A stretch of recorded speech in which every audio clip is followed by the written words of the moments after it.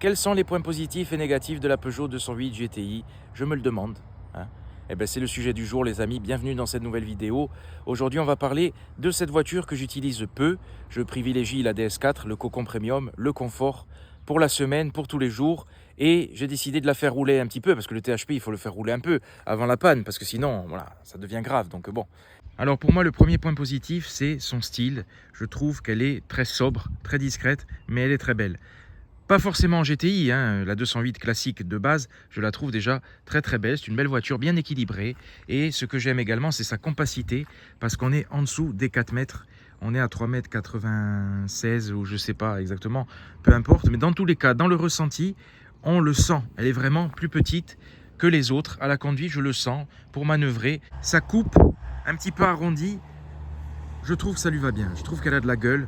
Bon, bien évidemment, la dernière 208 est sublime et il lui donne un coup de vieux énorme. C'est même plus un coup de vieux, c'est que ça la tue carrément. Mais elle a sa petite personnalité. Alors, un autre point positif, c'est pas la mouche, hein, c'est le GTI qui est affiché fièrement sur le côté. Et c'est vraiment indispensable parce qu'elle est tellement sobre que s'il n'y avait pas ça, on aurait vraiment du mal à la différencier d'une 208 classique.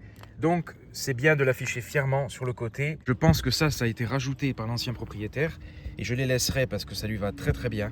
Ça rajoute un petit côté sport en plus. J'apprécie le fait qu'elle soit en blanc parce que le blanc, c'est facile à entretenir. On voit moins les rayures et Dieu sait s'il y en a.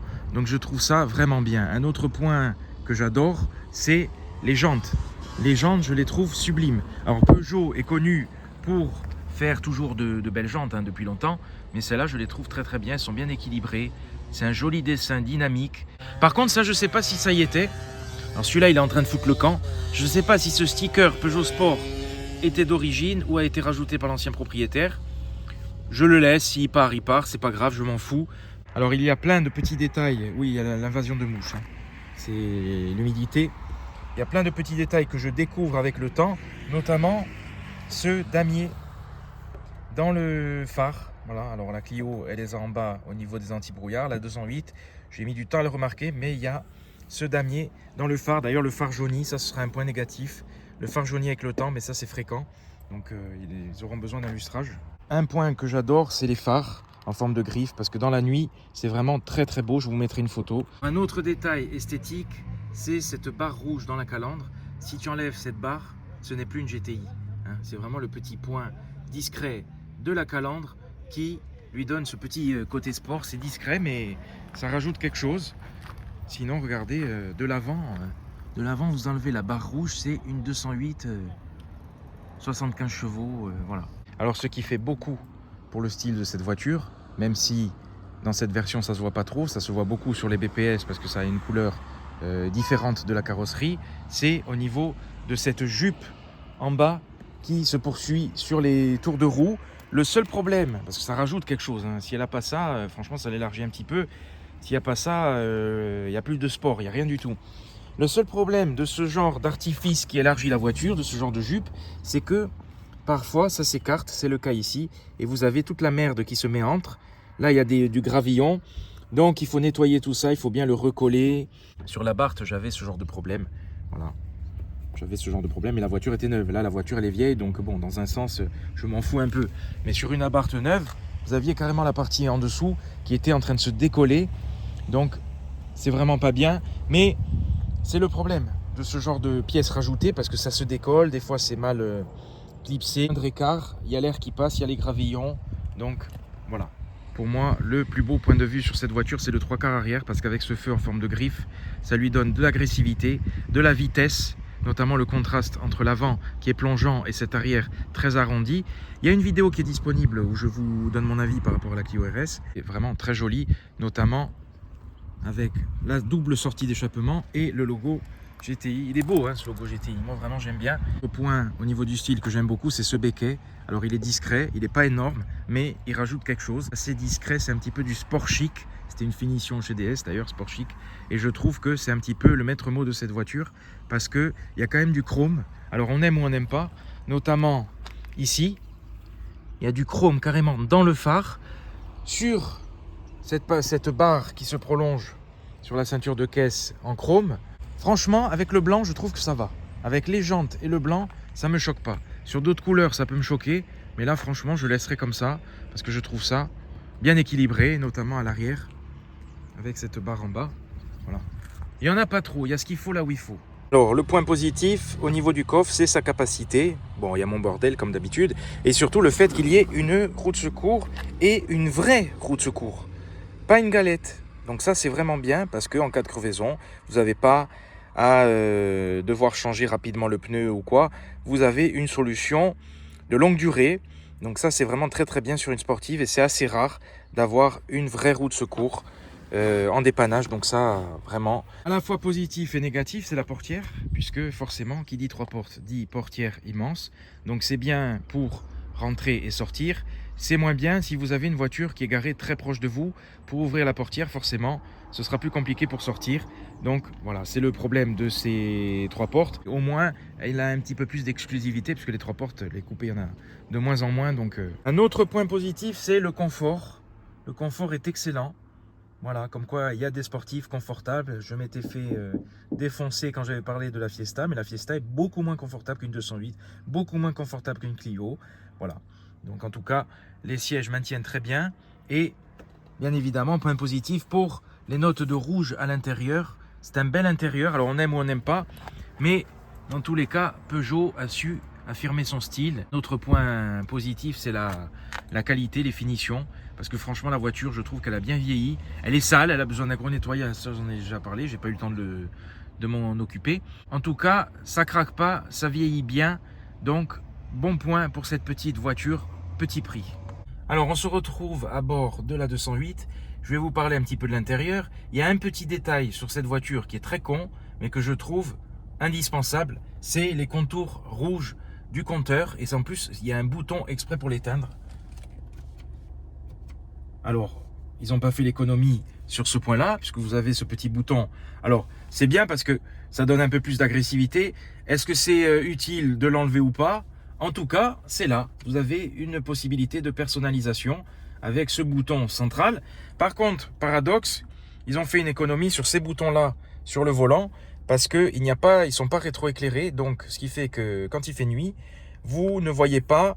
Alors, ces deux boutons, oui, mais les fonctions ne correspondent pas forcément au volume. Vous ne pouvez pas deviner.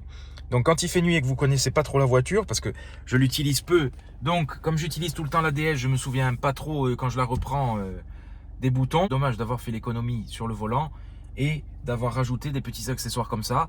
Bon, voilà. Un autre point, alors pour le coup, je le mettrai neutre, ni négatif ni positif, c'est le volant, parce que le volant peut masquer l'affichage. C'est le problème connu sur les petits volants Peugeot. Alors, petit volant qui est très agréable, qui est vraiment très très bien, mais voilà, la visibilité, la lisibilité du compteur est un petit peu entravée par le volant. Ça dépend de votre gabarit, de votre position de conduite. Mais en tout cas, moi ça va, j'ai réussi à trouver une position à peu près bien.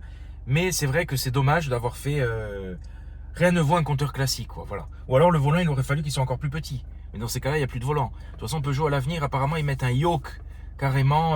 Enfin, ils parlaient de ça, comme chez, je crois que c'était cela. Donc voilà. Le compteur, le iCockpit de Peugeot, je suis pas fan. Voilà. Ça me dérange pas, j'aime bien, mais je suis pas fan. Franchement, je sais pas quelque chose. Il y serait pas, je m'en foutrais, quoi. Positif au niveau de cet écran, c'est son intégration parce qu'il dépasse pas trop. Bon, ça a vieilli. Hein. Ça a vieilli. Quand je rentre dans cette voiture, quand je suis dans la DS et que je rentre dans cette voiture, je me prends un coup. Je me prends un coup de vieux. Bon, moi, ça me dérange pas parce que vous savez que je suis nostalgique. Vous voyez, ça, par exemple, ça revient toujours. Alors, si vous voulez rester sur le menu, non. Vous êtes obligé de choisir une page. Et par contre, ce que j'aime sur cet écran, c'est qu'il est, vous le voyez d'ailleurs à la forme, hein, il est avancé vers le conducteur. Donc ça, c'est bien. Il n'est pas tourné vers le conducteur. Il est juste avancé au milieu de l'habitacle. Mais ça, c'est bien parce que, vu qu'il est tactile, pour toucher l'écran, il est à la bonne distance. Donc voilà, il n'y a pas besoin de se tordre. Ça, c'est vraiment bien pensé. Cette 208, je trouve que c'est très clivant. On aime ou on déteste. Moi, personnellement, j'aime bien. Notamment ces boutons, cette intégration avec le piano black. Je trouve que c'est assez discret. Ça masque un petit peu les boutons. Franchement, j'aime bien. Après, c'est assez biscornu, c'est assez complexe. La nouvelle 208, c'est encore pire. C'est encore plus clivant, je trouve. Donc, voilà. Ça, vous vous demandez ce que c'est. C'est les gants pour le four. Là, ce levier, ce pommeau en alu. Alors, est-ce que c'est de l'alu? Telle est la question. Dans tous les cas, l'été ça chauffe, l'hiver c'est gelé. Moi j'ai trouvé la solution. Je vous en ai parlé sur Insta. Vous avez peut-être vu le petit reel que j'ai fait. Dans tous les cas, voilà, solution radicale pour éviter les brûlures et pour éviter de se glacer les mains en hiver. Alors c'est très beau. En plus il est rouge sur le côté. Mais c'est problématique en cas de température extrême. Donc voilà, j'ai trouvé la solution. C'est pareil pour le volant. Et c'est vraiment une solution radicale mais efficace. Le positif, c'est l'accoudoir qui est installé d'office. Donc ça, c'est vraiment bien parce que vous avez un petit rangement bon, qui ne sert pas à grand chose. Mais pas besoin de le rajouter, il est là et ça, c'est vraiment très bien. C'est la solution radicale qui n'est pas ridicule, hein, faut pas croire. Hein, c'est pas ridicule. Je vois pas où est le ridicule là-dedans. Donc le levier, ce que j'aime beaucoup sur cette boîte, déjà ce que j'aime beaucoup, c'est que c'est une boîte manuelle. Voilà. Et vous avez un blocage très ferme, c'est clac-clac. Ça, j'aime beaucoup le débattement de la boîte. Donc, au niveau de la conduite, il y a vraiment un vrai plaisir. On n'est pas chez Mazda, mais il y a quand même du plaisir. Un autre point positif, c'est le fait qu'il n'y ait pas de mode sport. Alors, il y en a qui préfèrent. Je sais qu'il y en a qui préfèrent pour modifier la carto et tout. Moi, justement, j'aime cette voiture parce que on est sur une voiture de 2016. Je crois qu'elle est sortie en 2013 ou 2012, je ne sais plus, la 208. Mais ce que j'aime, c'est qu'elle a ce petit côté ancien, Youngtimer. Alors, elle n'est pas vieille, elle n'est pas Youngtimer. Mais il y a eu tellement de clivages, il y a eu tellement d'évolution, il y a eu tellement d'aides, de bip. Les voitures ont tellement changé que là, j'ai l'impression de retrouver, de me ressourcer, de retrouver ce que j'ai toujours connu et ce qui me correspond. Elle a sa sportivité naturelle. Elle est comme elle est, point barre. Il n'y a pas à dire je change de carto, etc. La direction est assez ferme et ça reste comme ça tout le temps. Donc c'est ça qui est bien. Tu rentres, tu démarres, tu veux rouler, tu roules, sport ou pas sport, et tu n'as pas à te prendre la tête. Alors on arrive au point négatif principal de cette voiture, le THP, les fameuses 3 lettres. Comment vous dire, comment vous expliquer ?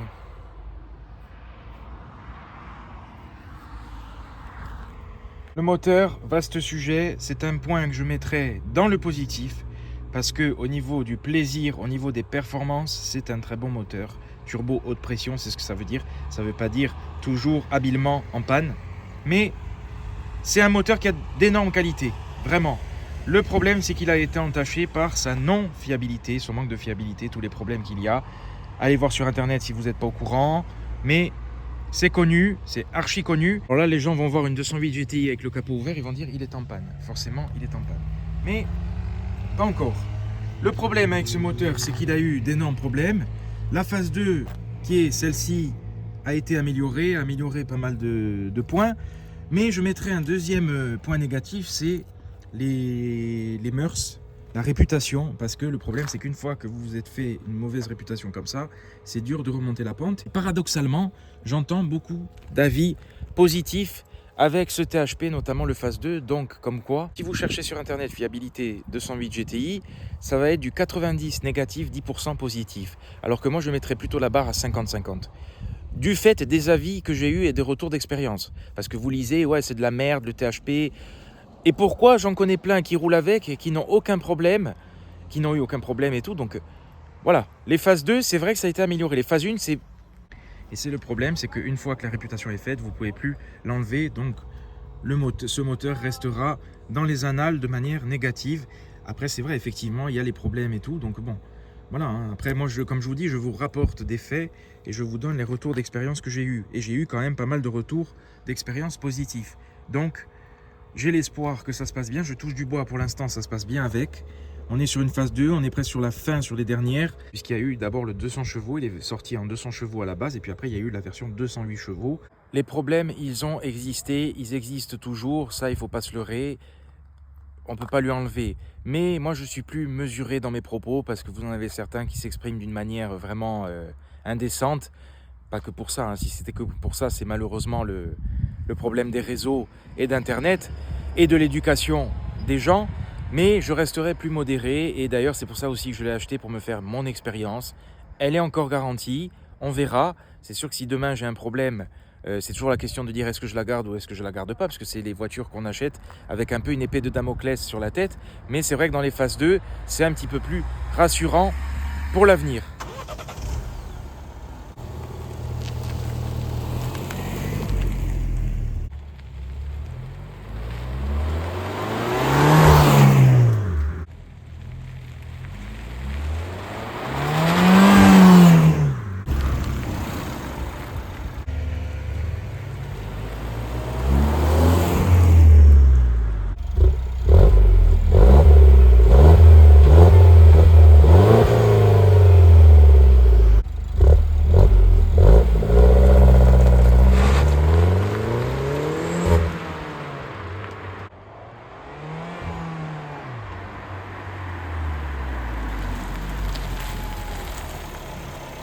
Regardez ce que ça donne avec les feux allumés, je trouve ça très beau. Donc voilà, quelques points positifs, négatifs, j'en oublie forcément. Après, c'est une voiture avec laquelle j'ai pas trop de problèmes. Vous savez, il y a des voitures où c'est flagrant. Les points positifs, surtout les points négatifs, sortent vraiment de manière spontanée dès que vous l'avez. Alors que là, j'ai eu un petit peu de mal parce qu'au final, elle est assez agréable, franchement. Donc globalement, pas de soucis. Je n'ai pas parlé du freinage également. Excellent point pour le freinage. Excellent point pour le freinage parce qu'il y a du mordant. Et je trouve ça très très bien. Sa légèreté également, c'est le plaisir de ces petites GTI. Voilà, c'est que vous avez du bruit d'avion et puis vous avez le plaisir de la petite GTI. Dédicace à tous nos pilotes, copilotes et personnels. PNC aux portes, armement des toboggans, vérification de la porte côté.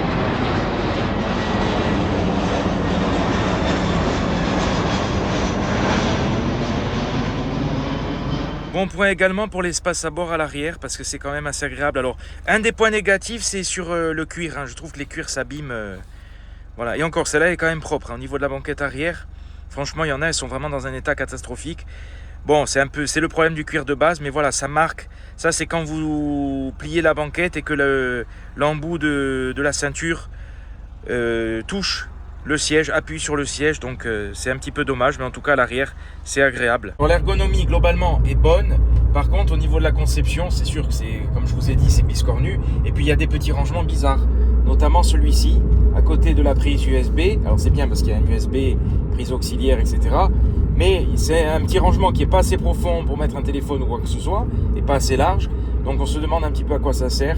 Voilà, il est là, mais il y a des petites choses un petit peu bizarres au niveau de la conception. Donc voilà les amis, j'espère que cette petite vidéo vous aura plu. Globalement une excellente voiture que je m'amuse à défendre, hein. Je prends plaisir à la défendre parce que j'aime beaucoup les voitures mal aimées. Celle-ci elle est mal aimée de par son moteur, le fameux THP que je défends pour l'instant, hein. Je n'ai pas de problème avec, donc je ne vais pas lui cracher dessus. Mais plus que le moteur en lui-même, c'est aussi la réputation, parce que il y a les médias qui jouent énormément, vous le savez, et après la vie des gens, on retient plus le négatif que le positif. C'est ça le problème. Ça marche bien, elle est amusante cette petite voiture, et je la trouve de plus en plus attachante en fait. Plus je l'utilise, comme j'avais dit dans la vidéo avec la Clio, j'étais tellement ancré dans la Clio à l'époque que la 208 GTI, je ne regardais même pas, et en fait je m'y attache vraiment. Elle est utilisable au quotidien, elle est confortable, on n'est pas sur la BPS qui est plus radicale, et voilà, je trouve que c'est vraiment une voiture amusante et agréable. J'aime beaucoup également la visibilité, parce que le pare-brise est grand, malgré le fait que le compteur soit haut, il y a quand même assez de luminosité à l'intérieur, donc on se sent bien à bord et elle est amusante. Voilà. C'est vraiment une bonne petite voiture. Donc n'écoutez pas forcément que le négatif, regardez également le positif. C'est jamais blanc ou noir, on est toujours un peu entre les deux. Voilà les amis, bonne journée à vous, à bientôt. N'oubliez le point le plus important, le point positif qui est pour moi vraiment incroyable, c'est la consommation. On est sur une petite sportive et vous le voyez, 7,5 litres de conso sur plus de 3000 km, et c'est vrai, elle consomme vraiment rien du tout. En conso sportive, on est à peu près à 8,5 litres. J'ai pas réussi à monter aux 9 litres, donc franchement...